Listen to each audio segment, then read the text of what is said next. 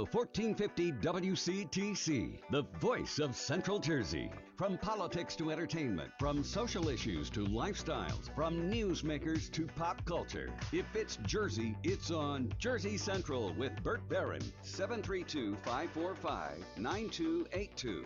Or toll free at 888-545-9282. It is 8:37 back on Jersey Central on the new Talk Radio 1450 WCTC, the voice of Central Jersey. Sometime between now and 9 o'clock, we're going to give away a $50 gift card to Designer Lighting and Fan in Edison. Will come in very handy when you start the spring and the home improvement projects and whatnot. Or maybe you got a lamp or something that needs to be fixed now. You could take it on over there and use your snazzy new $50 gift card. All right, we're going to give that away coming up in just a bit.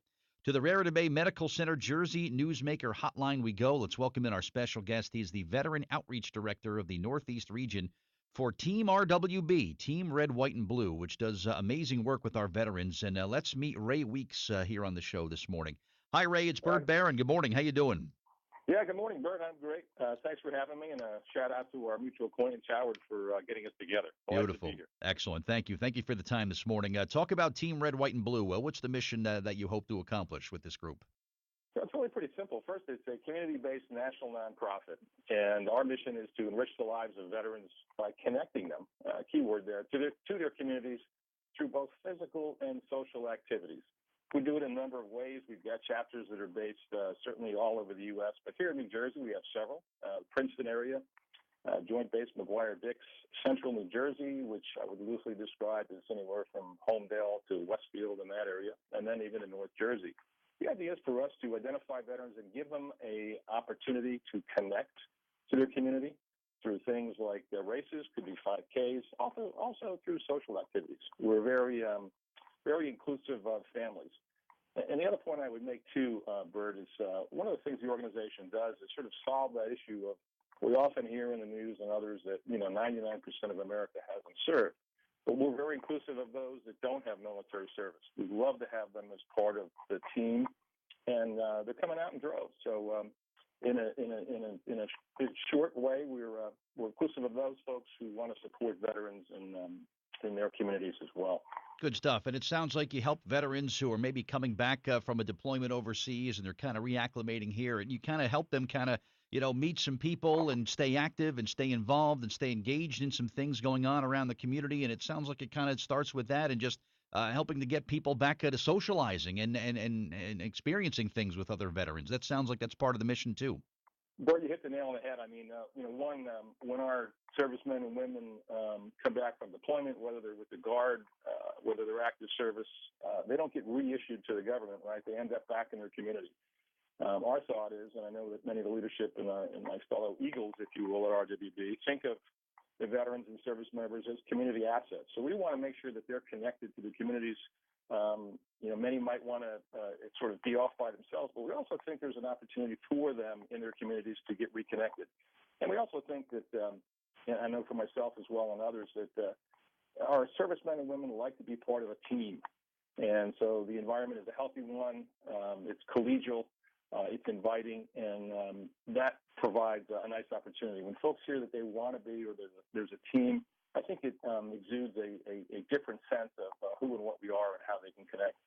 See, I like that for someone who's maybe coming back from overseas, where everything you do, every waking moment is you feel like you're part of a team. And you, having served our great nation also, Ray, I thank you for that. But it's like everything you do involves how you're helping out your teammates and the other people that are around you. And it sounds like that Team Red, White, and Blue kind of captures that same spirit, and it's everybody on the same page working towards the same goal. It's kind of like how it works, right?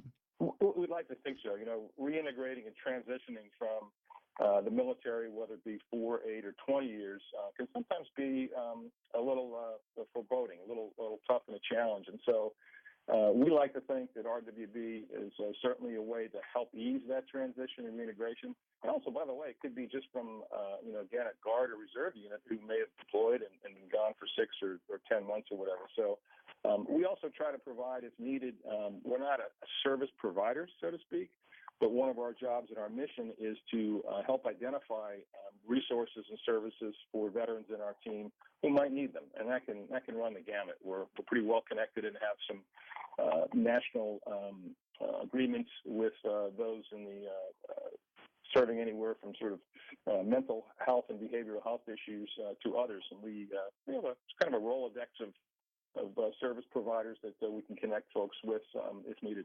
Awesome. How many veterans, is it possible to put a number on it, Ray? How many veterans you think the group has been able to help to this point? I know you work for the Northeast in Jersey, or just this part of the country? Sure, Bert. Well, I'm pretty familiar with the data on a national level.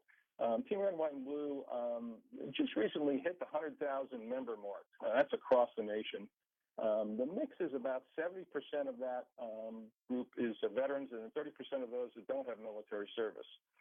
In the New Jersey side, that pretty much mirrors the national side. So probably 60, 70% of our members are indeed veterans or those that are still serving or active. So we'd like to think that even if we're helping one at a time, at the end of the day, that's success. Right? We do a lot of one-on-one work, not just group things. So, yeah. Yeah, that's true. If you help one person, Ray, it's worth all the effort, right? Yes, it is. If you look at it that way, right? Yeah. Ray Weeks is our guest. He's the Veteran Outreach Director for Team RWB, Team Red, White, and Blue. He is representing the Northeast, the Veteran Outreach Director for the Northeast U.S. Terrific mission that Team Red, White, and Blue have. They do amazing work helping out the lives of our veterans, enriching them. Veterans who are coming back from serving overseas and coming back. They're back in country and doing amazing work and helping them out. What kind of feedback have you gotten, Ray, from people that have been affected positively and have had a positive impact of working with Team Red, White, and Blue? What are you hearing from the returning veterans there? Yeah, it's been very positive. In fact, some of the data shows us, for example, that roughly a little bit more than 40% are veterans or more likely to engage in physical activities in a group setting than in a non-group setting. So we think that's a pretty strong indication of for the team. We actually survey our members every year and have done so, I think, for the last 2 years or so. I don't have all the details of that data, but it's been very positive, again, because folks are showing that, hey, others care about them, and it provides an opportunity. The other thing I would say is that it also gives, we've heard this in spades and are building this out, is leadership development. Team RWB is not just about coming together and running a 5K or, painting a house in the community. It's also about affording those individuals who come on board opportunities to lead. It could be leading a small event. It could be leading a session in a larger group setting. And we're going to actually, as a national organization on the national level, provide and develop leadership training. So these folks who are our members can also take advantage of that. But yes, very positive feedback from, again, both those that haven't served as well as those that did serve or are serving. Good. This is great stuff. How does someone get some more information, Ray, and perhaps getting involved with Team Red, White, and Blue? How do they do that? Yeah, thanks, Bert. It's actually pretty easy. We have a national website, www.teamrwb, that's Team Red, White, and Blue, rwb.org. And there's a way to sign up there. It's pretty simple. We ask the individual for 4 pieces of information thereabouts: your first name, your last name, an email address, your zip code, and then there's an opportunity to select the chapter that you'd like to join. So, for example, here in central New Jersey, in that particular piece, there's a drop-down menu. It'll say Central New Jersey. If they're more southern and want to get involved with the Joint Base McGuire-Dix, they can do that. There's also our friends across the water there on the Philadelphia side, as well as Princeton, so they can self-select those. In a matter of days, they'll receive an email that says welcome and provides them with local leadership and who and what we are and how we meet and how they can connect with us. So it's really pretty simple. Great stuff. I love this a lot, Ray. Thanks so much for your time this morning, and thank you for your service as well, and continued success with Team RWB, Ray, okay? All right. You're very welcome, Bert. Thanks for the opportunity. God bless America. All right. You have a great day, too. All right. My guest, Ray Weeks, there he is from Team